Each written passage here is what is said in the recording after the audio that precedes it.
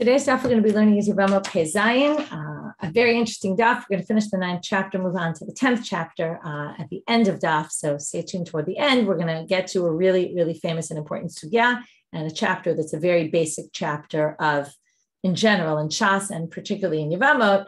Anyone who learns Yevamot, really, I think they're learning it for this section.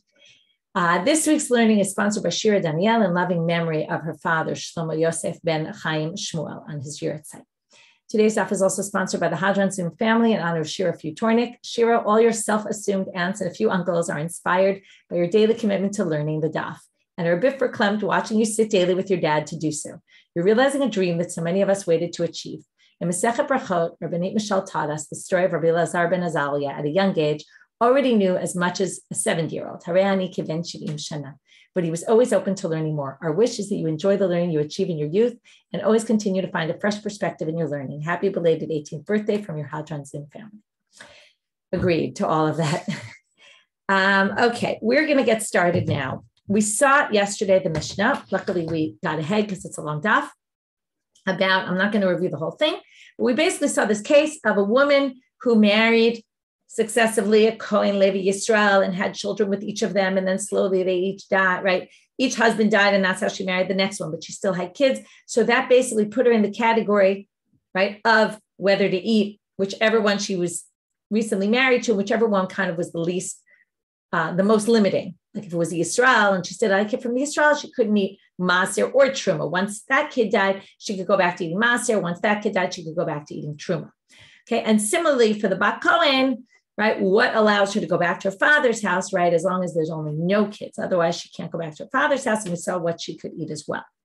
So now, the assumption of that case that we saw, going back to the first case, Meit Benami Levi, I'm starting from the words of the Gemara, on about 10 lines down on Pezai, if her son dies from a Levi, tochal b'truma, right? The hadar achla mishum benami nelan, this concept. Now, we kind of took it as an obvious, but really it's not so obvious.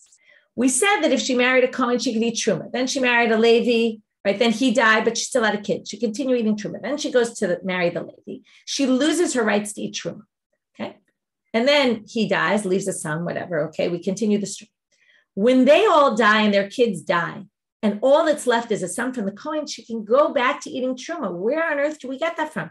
The only case where we see someone can go back to eating truma somewhere is a bat Kohen, where if she's married and then she has no kids, she can go back and eat in her father's house. But that's not the same as this case, right? And in fact, this case, she has children, right? It's the same principle, but where do we get it from? They say it's not such an obvious thing like you might have thought. So Amar Rabbi Abba bar Rav, bat ubat. We learn it from the bat kohen case.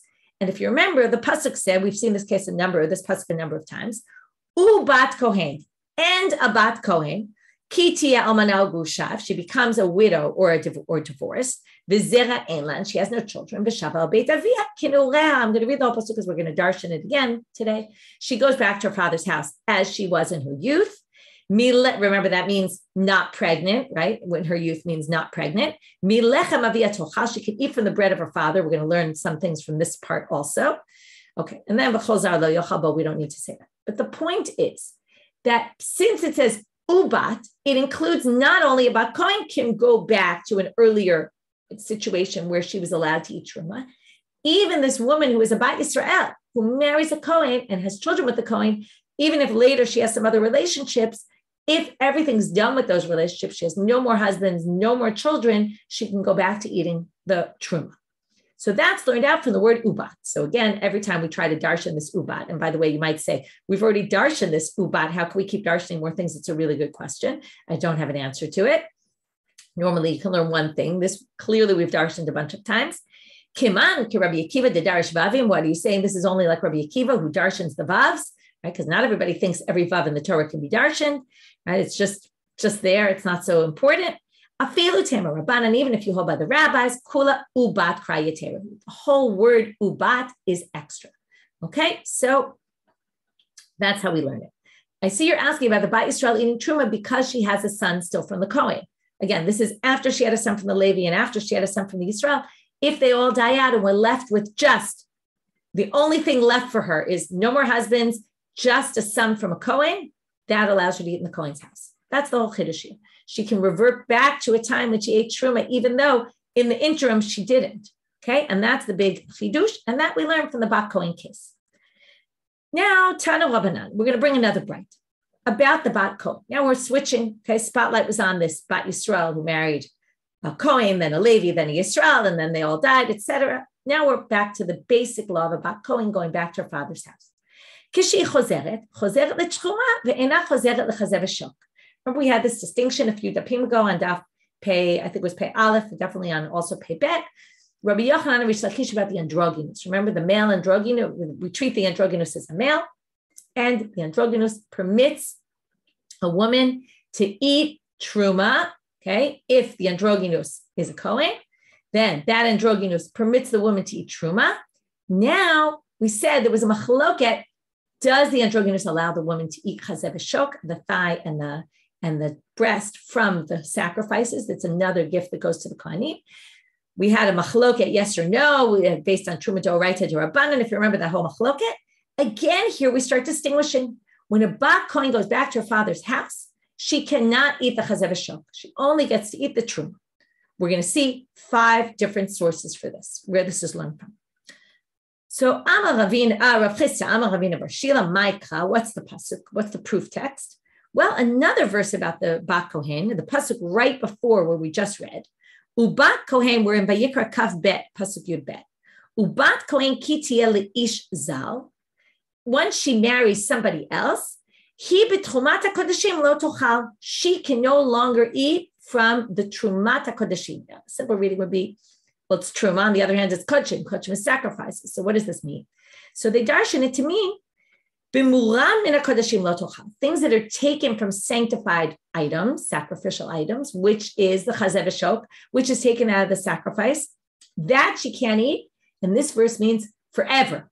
Okay, even though the next verse says, well, she can go back to her father's house and eat. It's only referring to truma, not to, this is telling you forever she can't eat chazeh v'shok once she gets married. Now that was source number 1. We're going to have a different source though. We're going to see 5. It's a disagreement about where we actually learned it from. Rav Nachman Amar Rabbi Ravua mi lechem. Notice the word says, I told you before to pay attention. When she goes back to her father's house, it says mi lechem avia yitocha, from the bread of her father. Whenever the Torah says from, it means not all of it.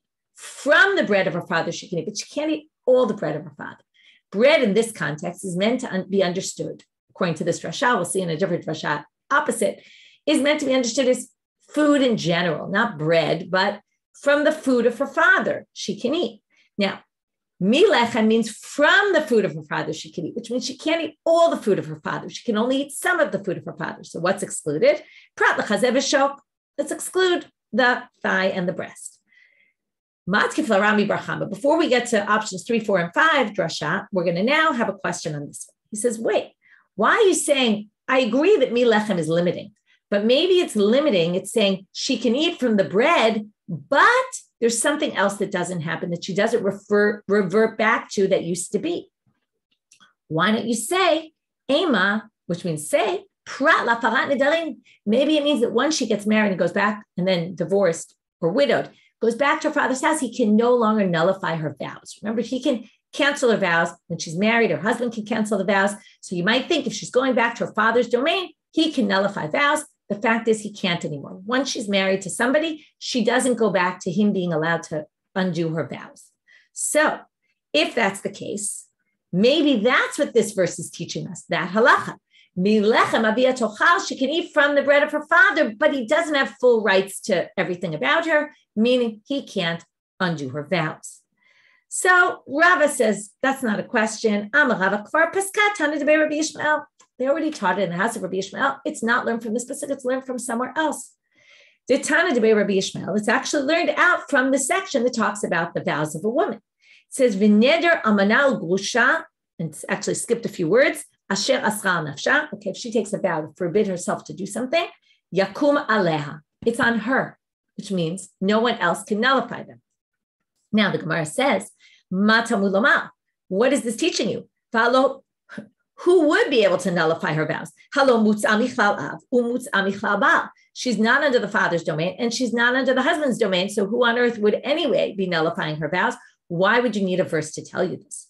To which they say, Ella, okay, imagine the scene. Hare, okay, she's betrothed to someone already. And remember, when someone's betrothed, they live in their father's house still. So now we have this woman, she's about to be married. She's on her way. Okay, two ways she could be on her way. Either Masal ha'av l'shluchei habal, her father passed her on to messengers of her husband, and they're taking her to the husband to get married.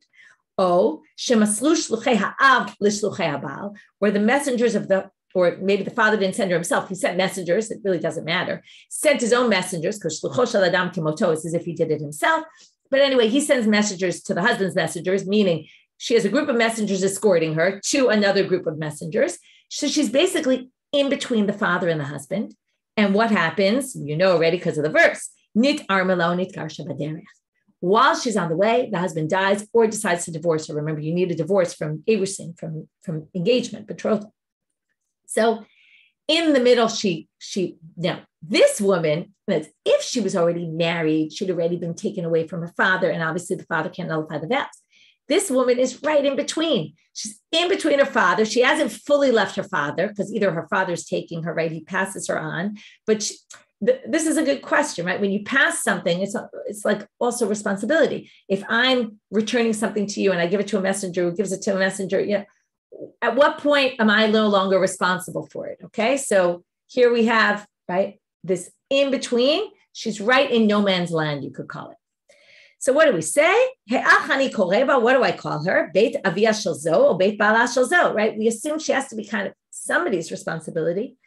What they want to say here is no. Why does it say neder almana grusha yakum aleha? They're her responsibility, nobody else's. It's to teach you that if this woman were in this in-between stage and never really fully left her father, well, she did leave her father's house, but didn't go into the husband's house yet, where she's in no man's land. In this case, no, right? So now she becomes in woman's land. She's in her own land. So once she left her father's domain and she was passed on to the messengers of her husband, he can't nullify her vows anymore. So anyway, the whole thing about the father not being able to nullify her vows, once she's married, and of course, once she's, even if she never fully got married, she was on the way to get married. We already learned that from a different pasuk. We don't need the lechem pasuk to teach you that, which goes back and reinstates source number 2 as a proof. Mi lechem and not mi chazev v'shok. And it doesn't come to exclude and not that he can nullify her vows. Next proof, third proof. Rav Safra Omer, mi lechem avia tochal. In a different way, he darshans it from here. Mi lechem hakanoi la'avia. I'm sorry, I skipped it. Lechem v'lo basal. Bread, but not meat. Here, lechem, it's the opposite. It's taken super literally. And it's telling you she can eat the bread, she can't eat the meat, sacrificial meat, chazev v'shok. Rav Papa Omer, also milechem avia tochal, but differently. Focus on whose bread is it? Her father's bread. Lechem hakanoi la'avia, truma becomes the father's property, okay? But prat l'chazev v'shok, the mishulchan gavoa kazachet. Shulchan gavoa, it was part of the mizbeach, it was part of a sacrifice to God. It's not lechem avia, right? The truma becomes his own. But the chazev v'shok is a gift, but it's a gift from the table of God. That's not lechem avia. So we exclude that. Or fifth one and last proof, Rav Amar ve'et chazev tnufa ve'et shok truma tochlu atau v'necho v'notecha itach bizman she'itach. Instead of proving it from the pasuk about what you can eat, in the truma case, we're now going to prove it from the pasuk about the chazev v'shok. The chazev v'shok is given to the kohen to eat, you, your sons, your daughters, with you. What does with you mean? With you means they're with you entirely, meaning they weren't married to somebody else in the interim, okay? Particularly the women. The men, it doesn't matter. They're always with the father, but that's because they, on their own rights, have it anyway. But the daughter, only if she's itcha, which means 100%, which means she wasn't married in the interim. Amar Rav Ada bar Abba, Tana, Kashi chozeret lebeit avia, chozeret letruma ve'ena chozeret lechazev v'shok. Okay, this is a bright that says what we just said. When the bat kohen goes back, and again, we started with the case in our Mishnah, which wasn't the bat kohen case. It was a bat Yisrael who is married to a kohen and gets to go back after her kids die and all that. She can go back and eat in her first husband's house. But then we shifted to the bat kohen because we learned it all from the bat kohen case. And now we're going to go back to the comparison of the two. So we just said in this Breita, the same thing that we said just before, which is when it comes to the bat kohen going back to her father's house, she eats truma, but she can't eat chazev v'shok. But the Breita continues and says, b'shvil b'na, the case in our Mishnah, where she's allowed to go back to the Kohen's house because she was married to him and has a son from him, and whatever son she had from any other marriages is no longer around, and neither are her husbands. She even gets chazev v'shok. To which Rav Mordechai has a very serious question on this. And he said, what are you talking about? Azal Rav Mordechai, Amra lishmate kamei Rav Ashi. He brought up this halacha in front of Rav Ashi and said to him, what a ridiculous thing, Amar. Mehecha kamit Rabya. Where did we learn the whole halacha that the woman is allowed to eat truma and go back to her husband's house? Where did we learn it from? From the bat kohen who gets to come back to her father's house, right? Mi'ubat.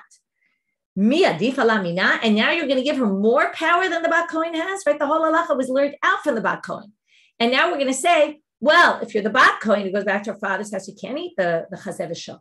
But if you're a bat Yisrael who married a kohen and you then married someone else, and now you're going back to eating, then you can eat the chazev v'shok. That whole law was derived from that law. How can we possibly expand it and have it more expansive than the original? This question is an excellent question. The answer Rav Ashi gives is not as convincing, okay? Or possibly I don't fully understand. But what he answers is, Hatam k'tiva mi'ute. By the bat kohen, it specifically had all these phrases, we just saw 5 of them, where it excludes them. They're particularly excluded from the verse. Hacha lo k'tiva mi'ute. But by this woman, there's no mi'ut in the pasuk. Now, this woman is a little tricky. She's not really written about in the Torah, so that's why it's a little tricky what he's talking about.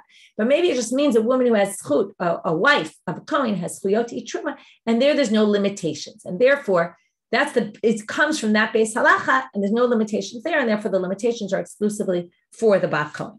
It's a little bit of a tricky answer because, again, this was all derived from those. So if those have mi'utim, these should have also. Anyway, there's a little bit of a debate about it. Bat kohen shenos niset l'Yisrael b'chulei. Starting now, so it's going to go till the end of the chapter. It's quite confusing, I will warn you, okay? But I'm going to try to make it organized enough so it won't be super confusing. V'shava el beit avia. First, we're going to see a drashot, Tanu Rabbanit, a Breita, of things that we've seen already before, which is the bat kohen shava el beit avia. She goes back to her father's house. What are we darshan from those words? She goes back to her father's house. Prat l'shomer yibum. This excludes someone who doesn't go back to her father's house, who's still, okay, our favorite word, zika, who still has zika to her first husband's house, meaning he died without children. She's supposed to do yibum. While she's in this interim stage, she can't go back to her father's house because of the pasuk. It says she goes back to her father's house in the case where she fully goes back to her father's house, and not that she's still got some connection to her husband's family, namely, she's supposed to do yibum. Kin ureha, as we see many times, as she was in her youth, not right now, she's pregnant. If she's pregnant, then she doesn't go back to her father's house and eat. Remember, if she ends up with a child, then basically she's in the husband's realm. If she's married to a Yisrael, she can't go back and eat truma in her father's house as long as that child is alive. V'halo dinu. Now they say, wait a minute, this should be a vachomer. What's the vachomer? Before we get to the vachomer, I'm going to bring up the sheet. I don't have it translated into English, but I will explain it all. And there's 3 basic concepts we're going to talk about. Okay, we're going to start with 2 and then get to the 3rd. Anyway, I numbered them to make it easier to refer back to them. The first is asa or lo asa vlad ben harishon kivlad ben hasheni. What's confusing about the daf for the most part is they're going to keep going over these phrases, and it's a little hard from the words to understand what the phrase is talking about. That's why I explain them here, and hopefully we'll remember them as we go through. And we're going to see them many, many times, so hopefully by the end you'll get it clear. This means a woman's married to 2 husbands, okay? First one, then he dies, and then she marries somebody else. And she has a child from the first, and she has a child from the second, or maybe she doesn't have a child from the second, we're going to see. But let's assume she has a child from the first. So she's married now. We're going to talk about each of these 3 categories as they relate to yibum and truma. You can already see from the chart that each one is yes for one and no for the other. Okay, and it flips, right? This one is yes for yibum, no for truma. This one is yes for yibum. No, I'm sorry. This one is no for yibum, yes for truma. And the other 2 are yes for yibum, not for truma. Anyway, that's just you'll see in a minute. Lo asav laban harishon kivlaban hasheni means if a woman's married to a second husband and she doesn't have, okay, we're going to talk about in yibum first. She doesn't have a child from the second one, but she has a child from a previous marriage. is she obligated in yibum? The obvious answer is, of course. Why? Because yibum goes by the husband, not by the wife. So I could have to do yibum even though I have children, because I had children from a previous marriage. But yibum has to do with this particular husband. And therefore, yibum is going to be even. So now, what are the words? Lo asav lad min rishon. The child from the Rishon is not like the child from the second. Meaning, if there's no child from the second, the child from the first is irrelevant to the picture. You have to do yibum. It's actually very simple. It's just a convoluted wording. It sounds very confusing. In truma, what's our whole Mishnah based on? The Vlad min Rishon is relevant, right? In other words, we don't ignore a child from a previous marriage, okay? Like, for example, with the bat kohen. If she has a child from one husband, right, it precludes her from eating something, right? It precludes her from going back home, right? So basically, each child is relevant in the picture of truma. You don't ignore children ever, okay? In the case of yibum, we ignore children because we say the wife's obligated in yibum, even if she has a child from another marriage. In the case of a woman marrying, if she has children from a different marriage, that could preclude her, or right, from eating truma from another husband. Ubar ki'ilod. Okay, the second concept we're going to talk about is, if a woman's pregnant, do we view the fetus as if it was born? Okay, this is again going back to the famous abortion topic. So in yibum, yes, in truma, lo. What does this mean? If a husband dies without kids, but his wife is pregnant, right, you might say he died without kids. What's the difference? What happens down the road? But no, we don't say that. We care what happens down the road. The fact that she was pregnant at the time means that maybe she'll have a child from him, and therefore she doesn't do yibum, right? Unless the child doesn't make it. But if the child makes it, then she doesn't do yibum. So the ubar is like as if the child was already born. But when it comes to truma, we already learned, if she's pregnant, right? Number one, she can't go back and eat in her father's house because an ubar is, right, well, let's talk about it this way. In ubar, it's the other way. In ubar does not allow you, if you're married to a kohen and he dies and you're pregnant, you can't eat truma. Remember? Okay, that's ubar kilo. Meitim, right? It's not like the child is born, so you can't, it doesn't allow you to feel connected, to be connected to that family. Meitim kechayim. Okay, what is this? Okay, yibum is very simple.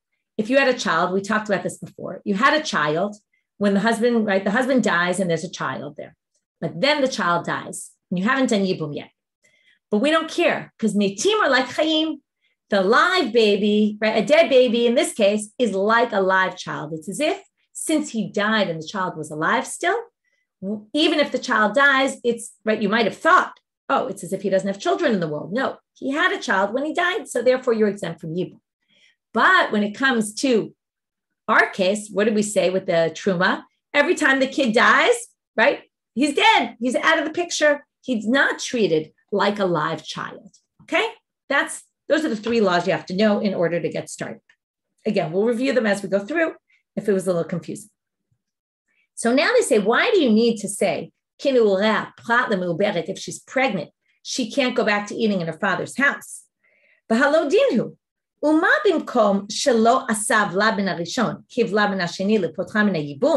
we're going to basically do a vachomer. If in case number one,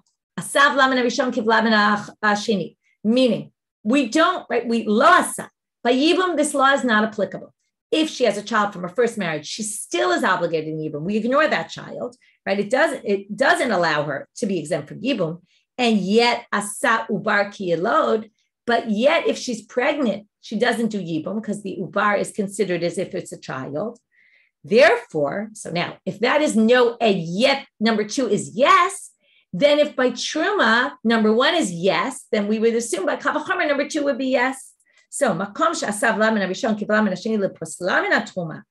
case of truma, where we do count a previous child can disqualify her from eating truma, but a bat kohen can't go back as long as she still has children from some previous marriage.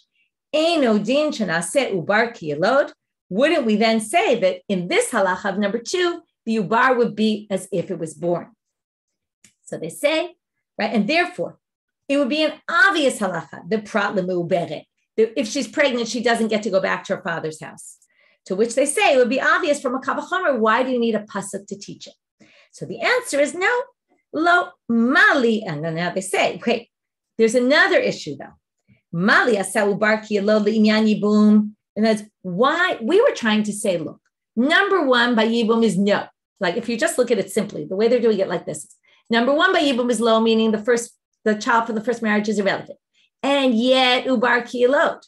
And that's why if truma is yes to answer question number one, then it should be also yes to, right? We should do ubar ki yelod in the second category.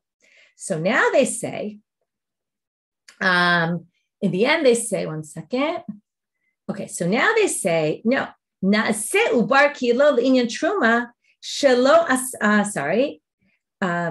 look, because mali asa ubar ki yelod le'inyan yibum. What's the reason why ubar is ki yelod? Not because, oh, well, lo asa there and yes asa here, but it's because shara asa meitim kechayim. Yibum has a special, unique chumrah that meitim are like chayim. And therefore, na'aseh ubar ki yelod le'inyan truma shelo asa meitim kechayim. You want to make ubar ki yelod le'inyan truma lo asa meitim kechayim. In other words, the reason in yibum that it's yes is because it's yes in answer number 3. But for truma, it's no. And therefore, for ubar ki yelod, it should also be no. Talmud lomar. That's why you need kinu'urea prat le'meuberet. I actually just realized that I wrote something wrong on this chart entirely. In ubar ki yelod, we're suggesting that maybe it's no, but in the end, it actually is yes. But why is it yes? It's yes because of the pasuk. Okay, in the end, it's because we have a pasuk of kinu'urea prat le'meuberet, that she is, the ubar is like a yelod, okay? And she can't go back to eating truma. That's why I was getting confused before. It's, ubar is ki yelod. The question is, we would have thought from a vachomer that it's not. Comes at the end, they say, no, we could have thought from your vachomer could go either direction. Therefore, put the vachomers out of the picture. And in the end, we can say it's because of a pasuk.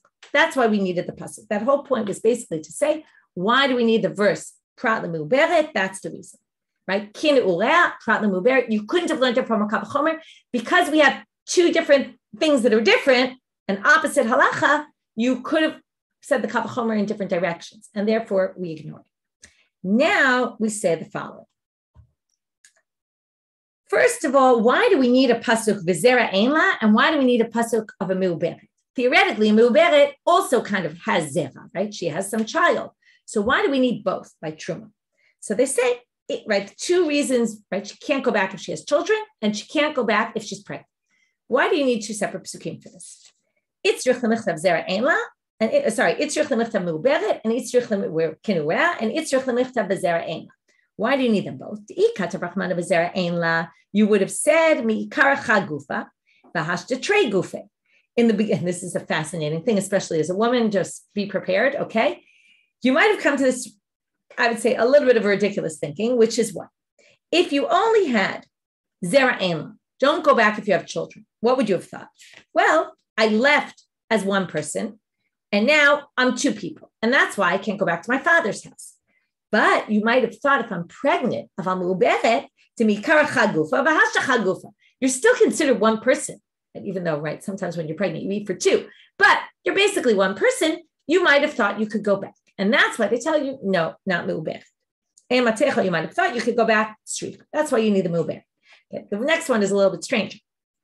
What if we just have pregnant? You might have thought to me, ikara gufa srika, turning out I'm a vet. In the beginning, you were with an empty body, and hashta gufa malia, and now you're coming back with a full body. You're not the same person, right? Your hormones are off. You're right. You have something else inside you. You're not the same. So you can't go back because you're not the same. But if you go back, avazera einla. But what if you have children? Maybe you would think you can go back with children. Why? Because it's all about you. Your child's just an appendage, let's say. Okay. So to me, kara gufasrika, v'hashta gufasrika. You left, you were empty, meaning you weren't pregnant. You came back, you're empty, you're not pregnant. Maybe you could go back and eat there. And who cares that you have a child? Okay. Meaning, right, you could leave your child there and come back and eat in your father's house. So, emalo srifa. That's why you need both psukim. Okay. Now, here comes the complicated part of the daf. Okay. If we had these vachomers before that we tried to kind of say we could do a vachomer this way, we could do a vachomer that way.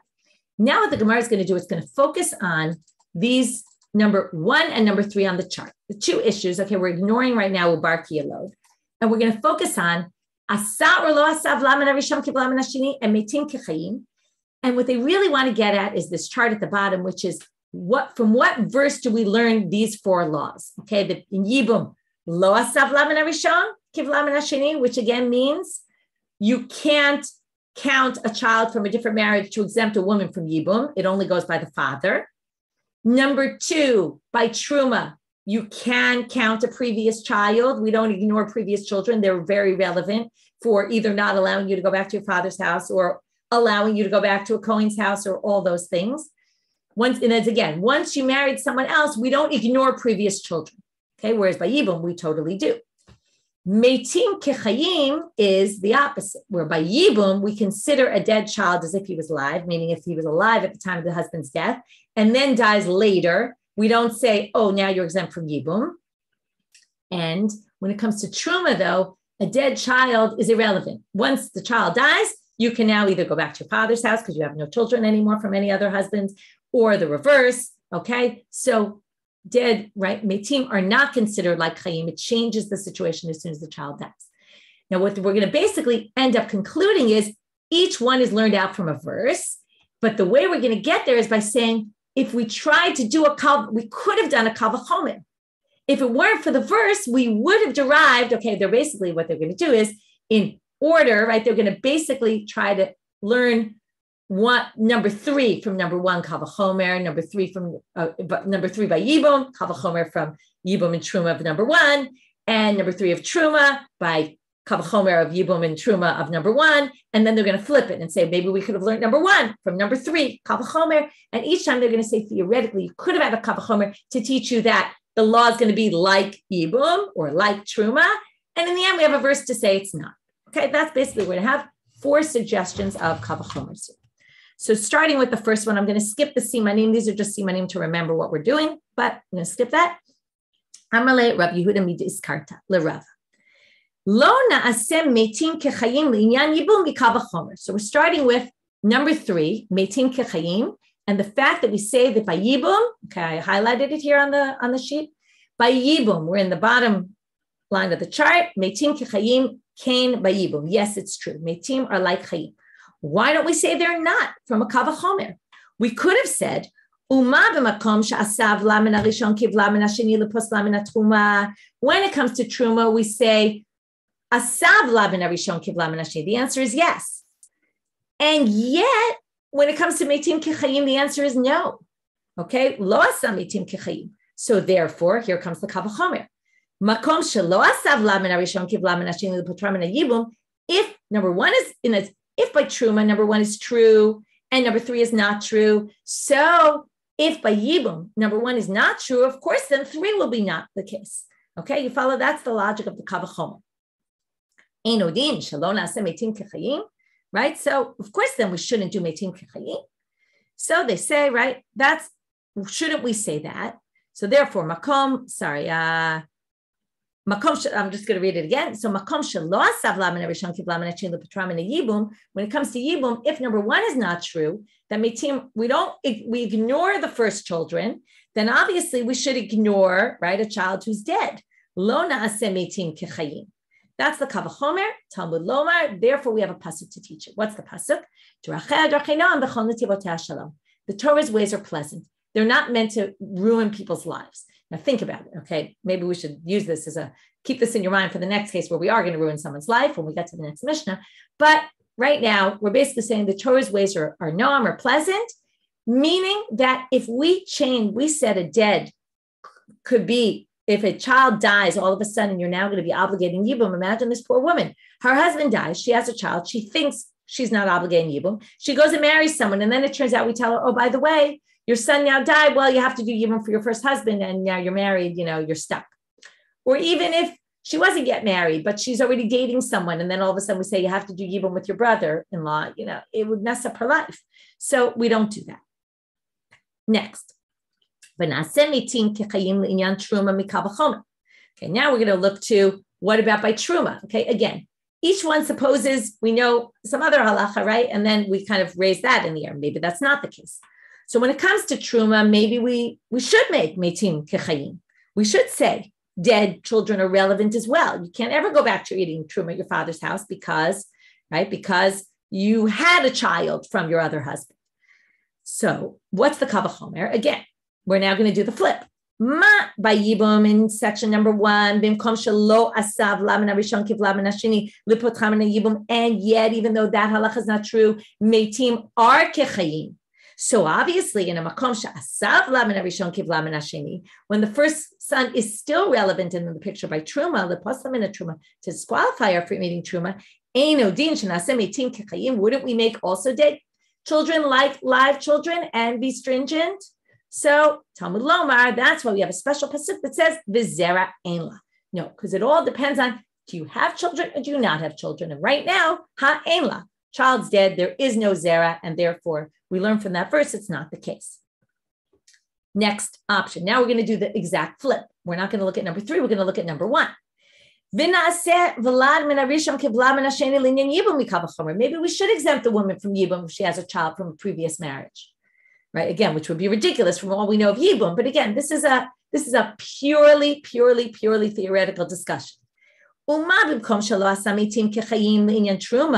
If by truma at the bottom here, dead or not, like alive, and yet asav laban harishon kiv laban hasheni, and yet when it comes to this halacha of the first child, we are considering him relevant. So makom she'asa meitim kechayim, if yibum is more strict, because meitim are like chayim, then yibum eino din shenasev laman harishon kiv laman hasheni. We should be strict with this law as well, or not strict, but take it seriously, right? And make the vlad rishon kiv laman hasheni.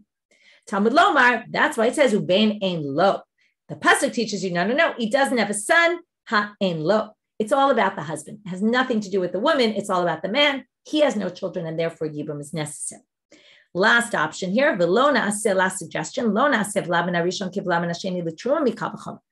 Don't make, right now we're moving on to truma of case number 1. Maybe we shouldn't have the first child count. Why? Ma makom mikal vachomer, ma b'makom she'asa meitim kechayim l'potcham min ha'yibum, if by yibum meitim are kechayim, and yet lo asav laman harishon kiv laman hasheni, but yet we're lenient about this one, or we ignore that child. Makom shelo asa meitim kechayim, if we don't make dead children like live children lenient truma, eino din shelo nasev laman harishon kiv laman hasheni, right? If 3 is no, then right, if by, again, this is a very simple way of saying it. If by yibum 3 is yes and 1 is no, then by truma, if 3 is no, then 1 should be no as well. Again, Talmud Lomar ein la v'ha yesh la. This is learned from the same pasuk, because it says zera ein la. In this case, she actually has children. It's all about her as opposed to him, and therefore she is going to be obligated, right? It is going to be considered her child for truma, which will disqualify her from eating truma. And with that, hadron al yesh mutavot. Again, purely theoretical discussion. Really, in very simple terms, and that's why I put the second chart on the sheet. It's just trying to tell you from what verse do we learn it, and why do we need a verse? And we couldn't have just learned it from a vachomer. Okay.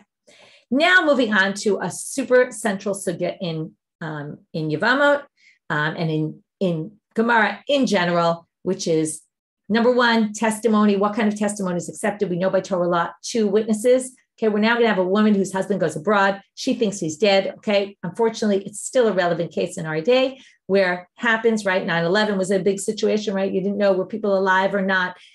All sorts of situations like this happen where all of a sudden you just don't know if someone died or not. On what testimony can you write? The rabbis are going to say you can accept 1 witness. Okay, now, huge debate about this, and you should definitely listen to Gefet this week. It went up already. All about akirat davar min Torah. Can you really uproot something from the Torah? A fascinating topic, particularly for Shavuot. We're learning about the importance of the acceptance of the Torah, and yet we're going to see for the next number of dapim these issues and struggles with how much power do the rabbis have to override things in the Torah? Do they have the power? Do they not? What in Gefet, she talks about different approaches of the Rishonim to understanding this. Is it really Torah? Is it Rabbanit? And that's why they can override it, but it's not really Torah law, and they really can't override Torah law. And it gets to a huge discussion about what power the rabbis have. So with that, we will get started, and we'll pull up a chart, even though it's not as critical today, but okay, this is just the Mishnah, which we did yesterday. So I put it in today's chart as well, but here we go. Her husband goes abroad. Okay, first they were married. Okay, now he goes abroad. Ba'u va'amrula. Now pay attention to the wording. It says, and they came and said to her. Okay, but the Gemara is going to obviously assume it means only one witness said to her. Even though it says plural, it's a bit of a struggle in the Mishnah, but they're going to say it's really only one person. Okay, and they said, Meit ba'alech. They said your husband died. Okay, this is the sign for thinking the husband died. Vinisate, and then she gets married. Okay, she marries someone else thinking her husband's dead. So she marries, Yael marries Moshe. She was married to Reuven first, now she marries Moshe. V'achar kach ba ba'ala, all of a sudden her husband appears on the scene. Teitzei mizeh u'mizeh, she has to get divorced from both of them. And tzricha get, teitzei meaning she has to leave both husbands. She can't be married to either one of them. U'tzricha get mizeh u'mizeh. She needs a get from each of them. Okay, now, let's stop for a minute. Now, this is a very difficult situation. On the one hand, we're being lenient on this woman and we're letting her rely on one witness to go get married. It's okay, she got married. However, if her husband comes back on the scene, we're going to penalize her and majorly penalize her, okay? So we end up with this. On the one hand, we want to help this woman. On the other hand, we're going to majorly penalize her. I'm going to leave you in suspense as to why exactly we penalize her, okay? The Gemara is going to get into it and give us some explanations as to why we're penalizing her, but get ready for penalty upon penalty upon penalty. Number one, you can't stay married to your first husband or the second. Now you have to think about it. I see you're asking about Ha'isha Rabbah. I didn't talk about that. It's called Ha'isha Rabbah because there's a bunch of prakim called Ha'isha, and because this is a long parak and also a very central parak, so they call it Ha'isha Rabbah. Okay, so now, she now has to get divorced from both. Now, theoretically, and this is where the Torah law comes in. By Torah law, she's still married to the first husband. If she's married to the first husband, what did we learn? She marries someone else, Ein Kiddushin Tofsim. She's actually not even married to the second husband. Yet, we're going to require him to give her a get. We're going to get into all this later. Why? She's really not married to him. And why can't she just go back to her original husband? So again, this is a penalty. So here goes. She needs a get from each. Ein la lo k'tuba. She doesn't get k'tuba, lo payro, lo mazono, lo blaot, all those things we've seen before. Lo al zeh v'lo al zeh, not from either husband. Im natla mizeh u'mizeh. What if she took it anyway? Tachzil. She has to return it, and they can demand it in court. Havlab mamzeh u'mizeh u'mizeh. If she remains married to the second husband, she has to, the child's a mamzer. The child from the second husband for sure is a mamzer. Even the child from the first husband, theoretically by Torah law, she's married to him. She remains married to him after this is found out and has a child. Child's a mamzer. They're both kohanim. Nobody becomes impure to her because she's not their wife. Even though she is, she's considered not their wife because they're supposed to divorce her. He doesn't get the rights that are given to him in the ketubah, like he can get her mitzvah. He can get, this isn't the ketubah, this is a different law, but anything she finds goes to him, not in this case, because they're not really married. He doesn't get her income, and he doesn't get to annul her vows. If she was a bat Yisrael, she can no longer eat. She's disqualified from kahuna. She can't marry a kohen, which is called a zona. She can't eat truma. Ubat Levi min amasil, Bat Levi becomes disqualified from eating masil. A bat kohen min a truma. Okay, so if she's by Israel, she can't marry a kohen. If she's a bat Levi, she can't eat maser, and a bat kohen can't eat truma, and obviously they also can't marry a kohen. Ve'en yorshim shel zeh v'yorshin shel zeh et ktubata. The yorshim of either husband don't inherit any part of her ketubah. That's all halacha we'll get into later. Im metu. That's the next part in the presentation. If they died, okay, let's say both husbands died, and they each have brothers. So, each of the brothers can only do chalitza and not yibum because, again, she's sort of married to them, but not really married to them. Rabbi Yossi Omer. Now we're going to have some other less strict opinions here. Rabbi Yossi Omer. She gets her ketubah from her first husband. Rabbi Elazar Omer. He looks at the husband's perspective and says, well, the husband gets those things. Rabbi Shimon Omer, if the first husband dies without children and she does yibum, it exempts the second wife he might have, even though, right, the Tanna Kama said no yibum at all. Well, he thinks yes, and ein avla mimenu mamzer, and the child would not be considered a mamzer because really the first marriage is actually valid, the second one is not. Now we get to case number 2. So that was a whole bunch of opinions about case number 1. What if she gets married shelo b'reshut? We're going to have to understand what that means. Muteret lachzor lo. She can go back to him. I'm going to see, the Gemara is going to immediately say, that means the Beit Din can give her reshut, but there were two witnesses. She didn't need reshut from the court because there were two witnesses that said he was dead, as opposed to the first case, which is one witness, but with a court. That's the first thing the Gemara is going to say. If the Beit Din with witnesses said he's definitely dead, then if it turns out he was alive, she has to get divorced from him anyway, but she doesn't have to bring a sacrifice, like a korban chatat, a sin offering for having slept with someone by accident that she wasn't allowed to sleep with. If it wasn't that the Beit Din decided it, then she actually has to bring a sacrifice. Yafet koach Beit Din, here you see, starting to talk about the importance of the Beit Din, korban. If she did it by Beit Din, that makes it better for her. Okay, it gives her more that she doesn't have to bring this korban. Here's a great line, and here maybe you start to get an inkling as to why they're penalizing this woman. They're a little bit worried about her. They said, if the Beit Din said she could get married, and then she goes and just sleeps around with lots of different men, and it turns out she was an Eshet Ish, well then, we're going to make her bring a korban. Why? The rabbis are being lenient with her to remarry, not to go sleep around with anybody she wants. Okay, so tough. That's the Mishnah. We're going to deal with this Mishnah for a while. So the Gemara says, when it says lo b'reshut Beit Din, it must be there were witnesses, but not court. Otherwise, why would she be allowed to go back to her first husband? Must be because she relied on witnesses. So now, right, in that case, again, it says she can stay married to her first husband because she went by witnesses.